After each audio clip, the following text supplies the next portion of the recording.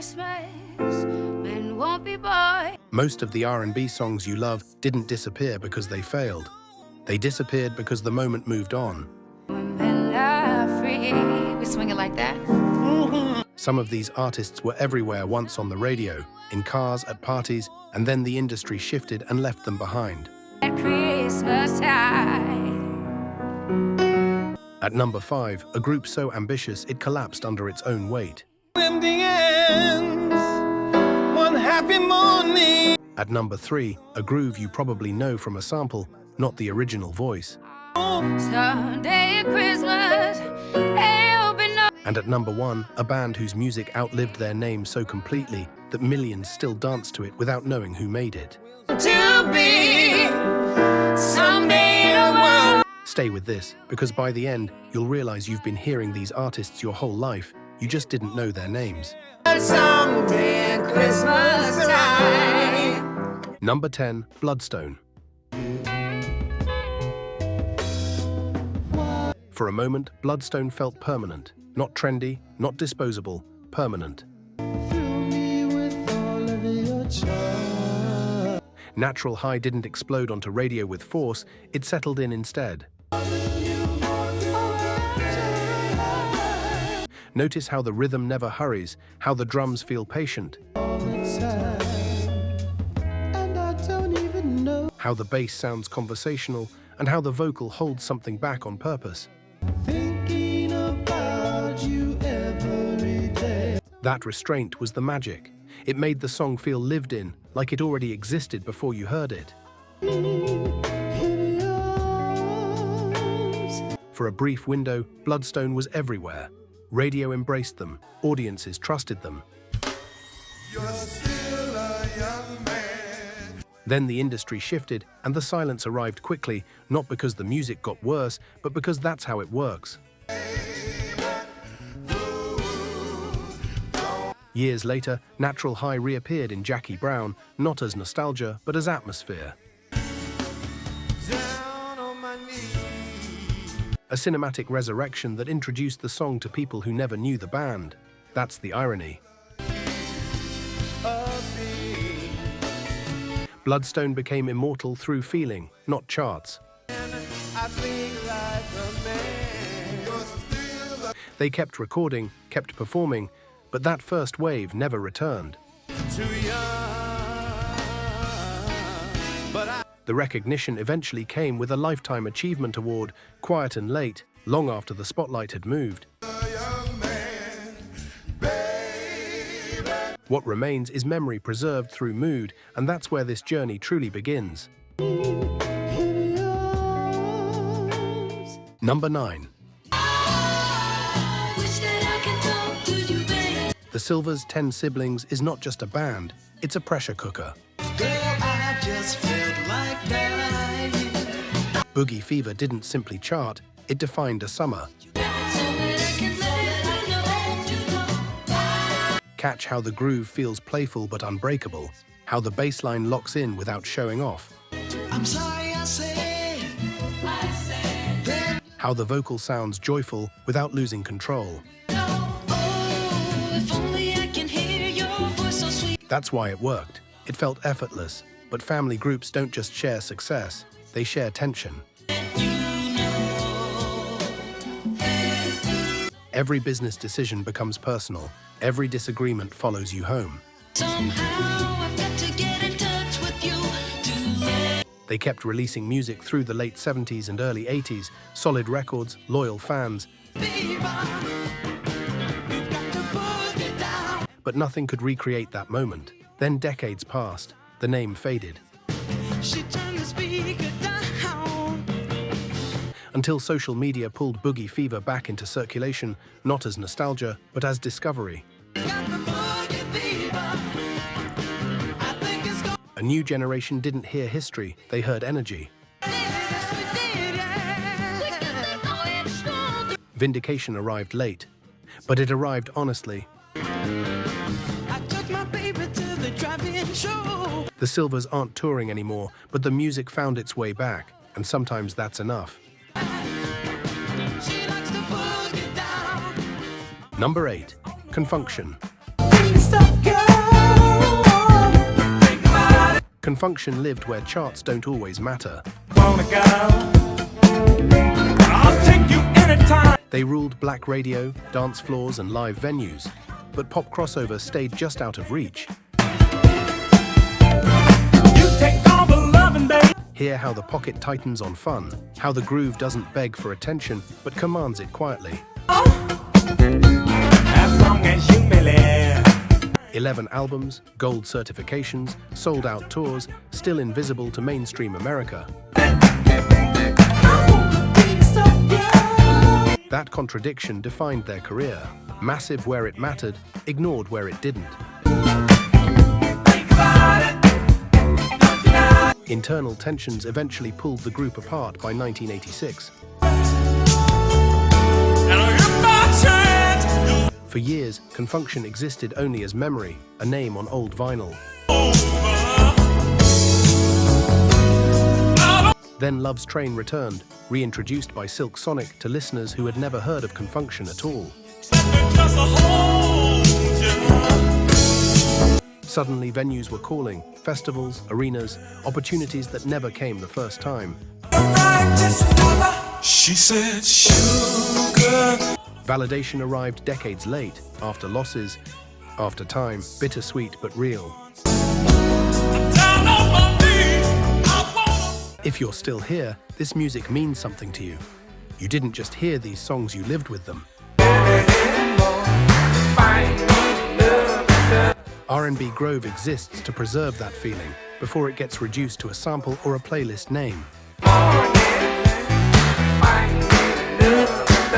Subscribing isn't about numbers, it's about protecting the stories behind the music that shaped us.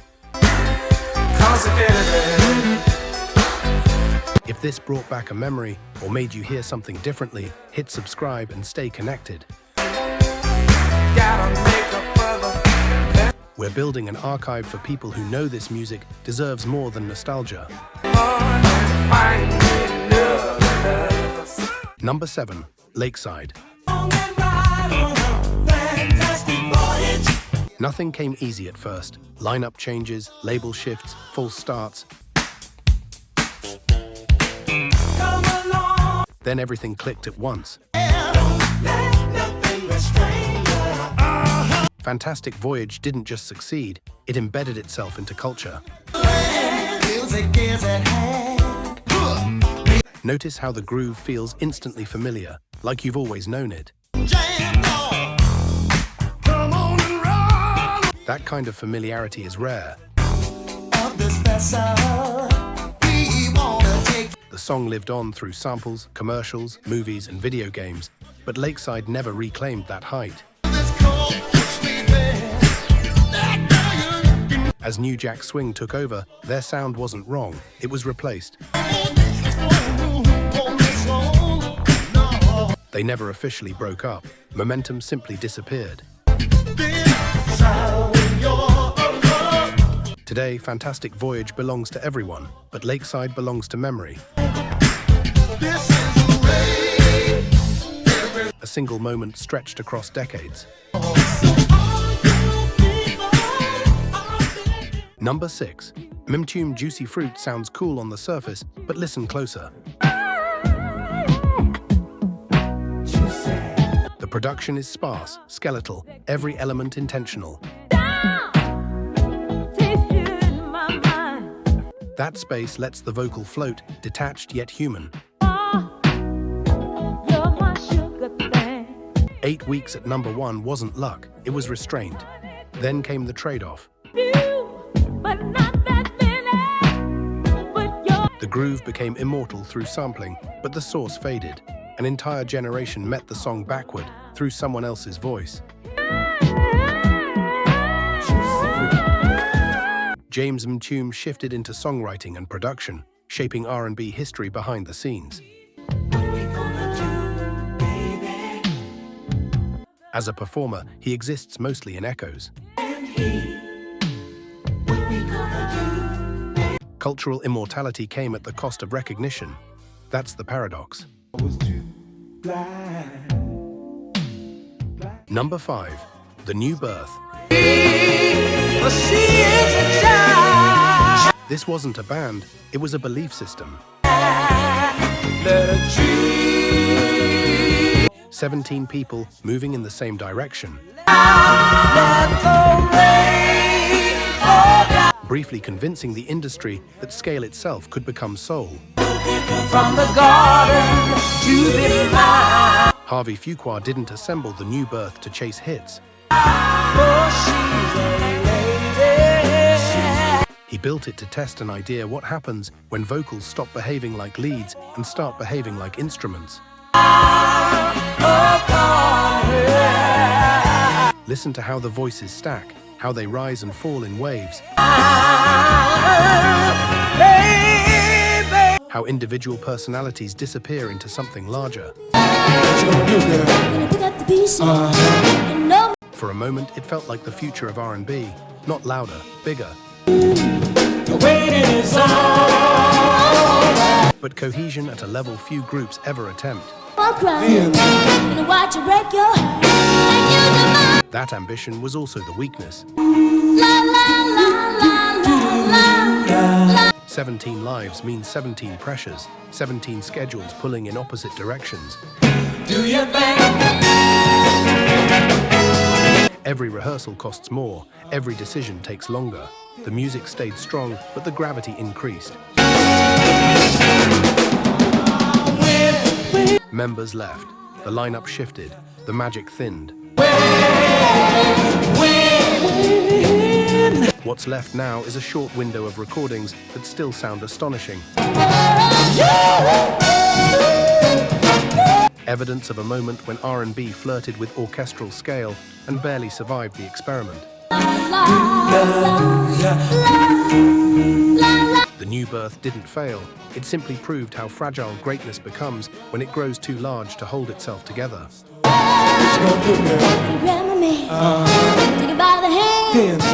Number 4. Atlantic Starr. Atlantic Starr mastered intimacy at scale. Quiet Storm not as background music, but as emotional architecture.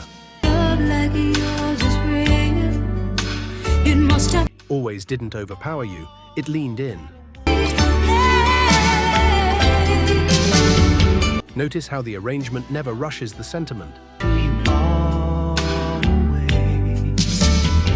How the vocal feels patient, almost conversational, as if it trusts the listener to stay.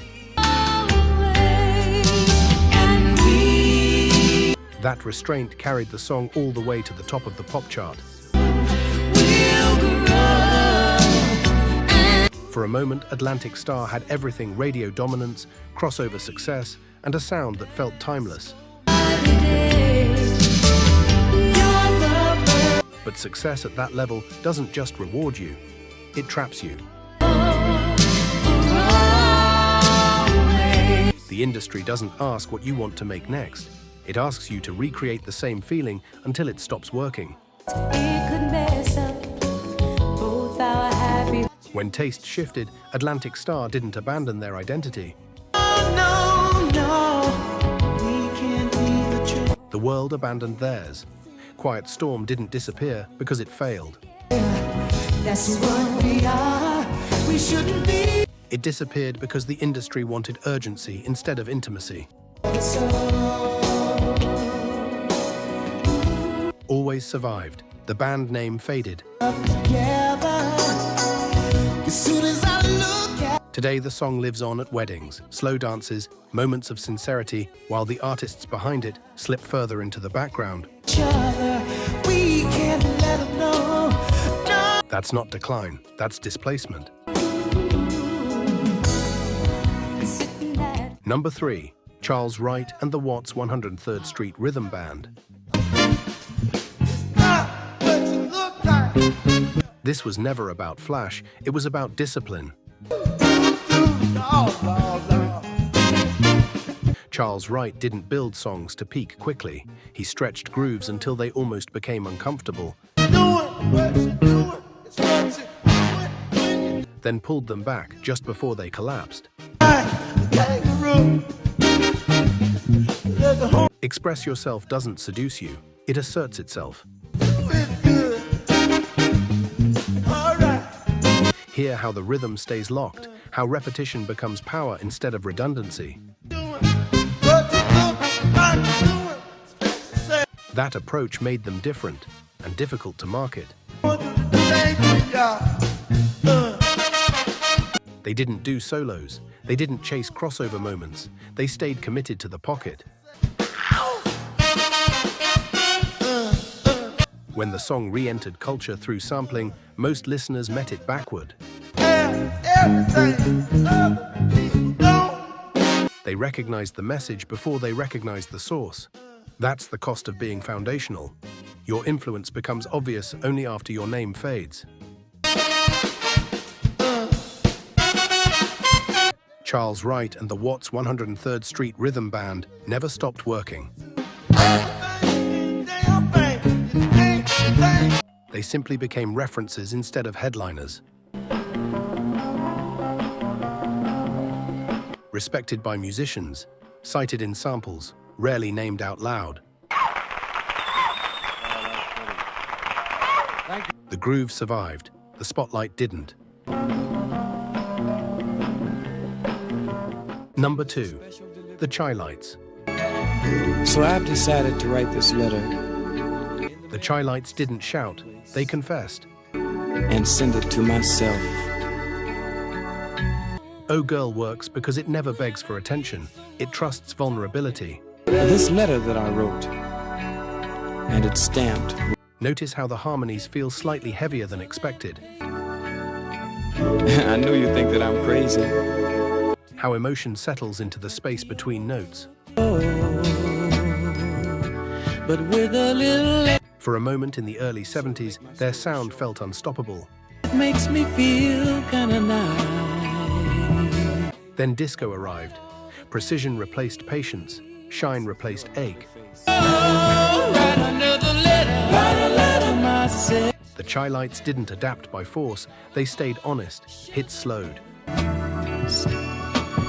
write a letter to The narrative shrank. 2 songs became shorthand for an entire catalogue. say all the things I've heard you say before. That's the injustice, because behind those 2 songs sits a body of work that shaped Chicago soul, Another letter, write a letter to myself. pushed harmony forward, and proved that softness could carry weight. Today, they're remembered as a moment. But now I go for walks. In reality, they were a foundation, and foundations are rarely admired. They're built on, then forgotten. Seem to know my name. We laugh. Number 1, the Gap Band. You dropped the bomb on me. The Gap Band didn't come from a place the industry expected greatness. You dropped the bomb on me, baby. Tulsa, Oklahoma wasn't supposed to produce funk architects. Even the name carried weight. You dropped the bomb on me. Greenwood, Archer, Pine Streets tied to history, most of America tried to ignore. That grounding mattered. Their music didn't aim for crossover approval. It moved bodies first.